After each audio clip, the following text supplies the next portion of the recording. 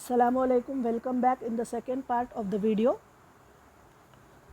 We learned in the previous video about the evidences of evolution, and we have seen up to now we have seen three evidences of evolution, that is morphological evidences, anatomical evidences and vestigial organs.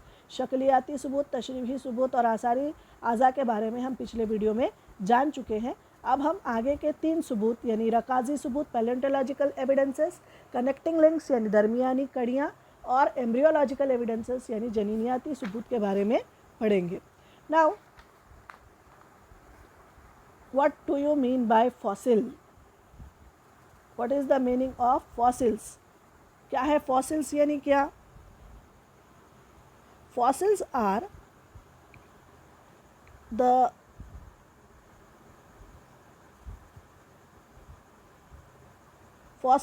the substances which are hidden inside the earth crust. जो ज़मीन के नीचे दफन है, छुपे हुए हैं, वो हमको कैसे नज़र आएंगे? तो बहुत सारे जो रकाज़ात या फॉसिल्स के बारे में स्टडी करने वाले लोग होते हैं, वो ज़मीन की खुदाई कर कर जो है नीचे क्या मिलता है, ज़मीन के नीचे क्या मौजूद है, उसके बारे में जानते हैं. तो वो कैसे वजूद में आता है fossils? Large number of organisms get buried due to disasters like flood, earthquake, volcano etcetera. यानी बहुत क़दीम ज़माने पहले बहुत सारे जानदार जो है ऑर्गेनिजम्स क्या हो गए, दफन हो गए ज़मीन के नीचे कुदरती आफात की वजह से, जैसे कि फ्लड यानी सैलाब, अर्थक्वेक ज़लज़ले, वॉल्केनो यानी आतिशफिशा पहाड़ के फटने वगैरह की वजह से. Remnants and impressions of such organisms remain preserved underground.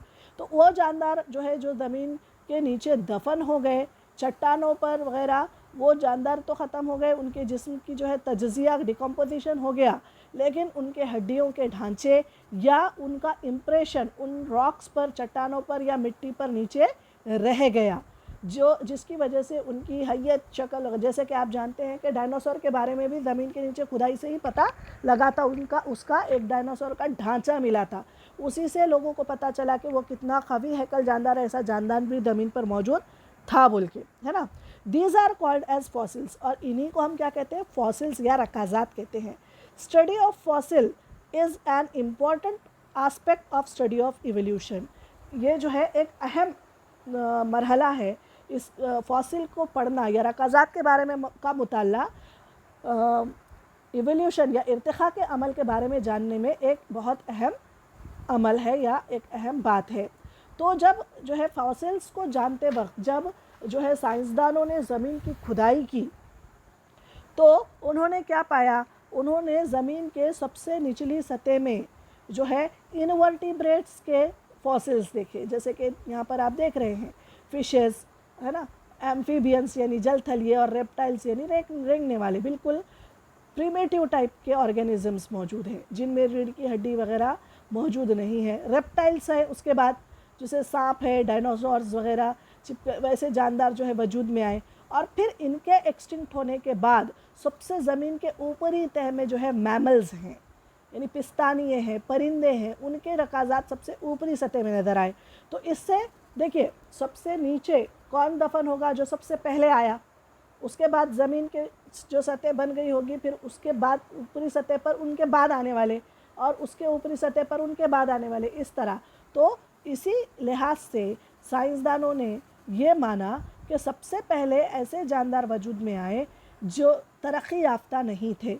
मरहलेवार तरक्की से ऐसे जो है आप मैमल्स या बर्ड्स जैसे जानदारों का वजूद हुआ है. तो ये भी ये साबित करता है कि information, it seems that vertebrates have been slowly originated from invertebrates. यानी फ़िक्रिये जानदार जो है गैर फ़िक्रियों से ही वजूद में आए, यानी हर एक का एंसेस्टर्स या आबा व अजदाद या ओरिजिन क्या है? सेम है, ऐसा माना गया. Next is connecting links. अगर आप किताब लेकर बैठेंगे तो और अच्छे से समझ पाएंगे. कनेक्टिंग लिंक्स कहते हैं दो अलग अलग किस्म के जो जानदारों के नौ हैं, उनके दरमियानी कड़ी, कनेक्टिंग लिंक्स यानी दरमियानी कड़ी. तो some plants and animals show some morphological characters by which they can be related to to different groups, यानी दो अलग अलग ग्रुपों के बीच में वो कनेक्ट होते हुए नजर आते हैं, यानी उनमें दोनों की भी खुसूसियात मौजूद होती हैं। समझ में आ रहा है? Hence they are called as connecting links, और इसीलिए उनको कनेक्टिंग लिंक्स कहा जाता है। फॉर एग्जाम्पल, ये जो आपके सामने पेरिपेटस है, this peripatus characters like segmented body, यानी हलकेदार जानदार, और थिन क्यूटिकल, यानी उन जो है पतली जिल्द वाले, एंड पैरापोडिया लाइक ऑर्गेनिजम्स, उनके जो बैरूनी जो है, जो आपको उनके जिस्म के ऊपर जो पैर जैसे या रेशे जैसे नज़र आते हैं, पैरापोडिया ऑर्गन्स जो है प्रेजेंट होते हैं। सिमिलरली दीज एनिमल्स, ये जो है सेगमेंटेड बॉडी वाले, यानी केचवे वगैरह जो होते हैं ना उनके जैसे, और दूसरे किसी के जैसे animals show tracheal respiration and open circulatory system similar to arthropods, यानी हशरात का जो ग्रुप है, आर्थ्रोपोड्स हशरातुल अर्ज की तरह इनमें भी जो ट्रैकिया के ज़रिए से रेस्पिरेशन यानी अमल तनफ़ुस होता है, एंड ओपन सर्कुलेटरी सिस्टम, यानी इनका खून जो है खुला अंदरूनी तौर पर बहता है। ये जो खुसूसियत है दो अलग अलग ग्रुप्स के हैं। ये जो पहला जो खुसूसियत है वो है एनेलिडा, यानी जो हलकेदार जो दूधे कहलाते हैं, एंड आर्थ्रोपोडा, इन दोनों के दरमियान की, आर्थ्रोपोडा यानी हशरात, कॉकरोच वगैरह के जैसे, दोनों की भी खुसूसियत इसमें पाई जाती है। इसलिए यह दो किस्म के जानदारों के बीच की कनेक्टिंग लिंक समझा जाता है। किसको? पेरिपेटस को, एनेलिडा एंड आर्थ्रोपोडा। एग्जाम में पूछा जा सकता है peripatus is the connecting link between dash and dash, यानी पेरिपेटस किसके दरमियान की दरमियानी कड़ी है? एनेलिडा और आर्थ्रोपोडा, हलकेदार दूधे और हशरातुल अर्ज। ठीक है। सिमिलरली अब नीचे जो है ये यहाँ पर डक बेलीपेटस है। डक बेल पेलीपेटस जो है ये अंडे देता है लाइक रेप्टाइल्स, यानी रेंगने वाले जानदारों की तरह, but shows relationship with mammals. लेकिन इसके अंदर जो है अंडे देने वाले जानदार अलग हैं, है ना, बर्ड्स, और मैमल्स अलग हैं जिनमें पिस्तानवी गुदूद होते हैं। तो इसमें जो है मैमरी ग्लैंड्स भी मौजूद हैं और जिस्म पर बाल भी हैं, जो कि मैमल्स की यानी पिस्तानियों की खुसूसियत है। इसलिए इसको हम क्या कहेंगे?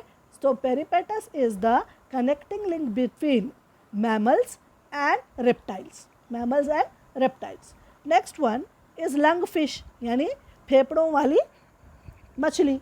मछलियों में गलफड़े होते हैं, हम बचपन से पढ़ रहे हैं। Lungs fish performs respiration with lungs, तो इसमें बजाय सांस लेने के लिए गलफड़ों के बजाय लंग्स यानी फेफड़े होते हैं।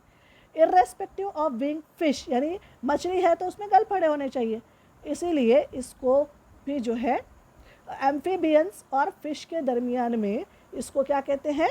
हम कनेक्टिंग लिंक कह सकते हैं। So these are the examples of connecting links. अगर आपको कनेक्टिंग लिंक्स क्या है और उसके 3 एग्जाम्पल दीजिए, या किस किस के दरमियान कनेक्टिंग लिंक से ऐसा सवाल पूछे, तो आपको ये तीनों के बारे में याद रखना ज़रूरी है। विद एग्जाम्पल आपको समझाना होता है। And last evidence is embryological study या evidences. First of all you have to know about what is embryo. What do you mean by embryo? Embryo is the first stage of development of all the organisms. तमाम जानदारों के जो है जब वो जनीन या मादरे रहम यानी माँ के पेट में होते हैं, तब वो जब उनके दरमियान हर जानदार का जो वक्फा होता है वो अलग अलग है ना। कोई 3 महीने, कोई 5 महीने, कोई 9 महीने अपने जो है माँ के पेट में रहता है।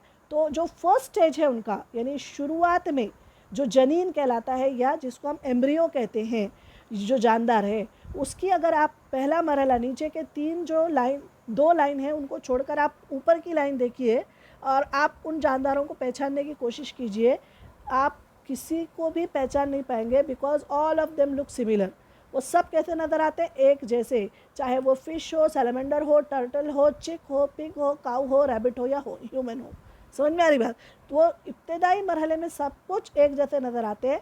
After the development of the embryo differences occur. कुछ डेवलपमेंट जब होती है, कुछ वक्त जब गुजरता है, तो उनके जिस्म की साख्त में या एम्ब्रियो में तब्दीली आती है और लास्ट जब पैदा होने से पहले वो अपनी असली हालत में या अपने स्पेसीज़ के जैसे जानदारों जैसे दिखाई देते हैं और पहचाने जाते हैं। तो जो शुरुआती स्टेज में क्योंकि उनके जो एम्ब्रियोज हैं वो सब एक जैसे नज़र आते हैं, ये भी इस बात की तरफ इशारा करता है कि similarities in initial stages indicate the common origin of all these animals।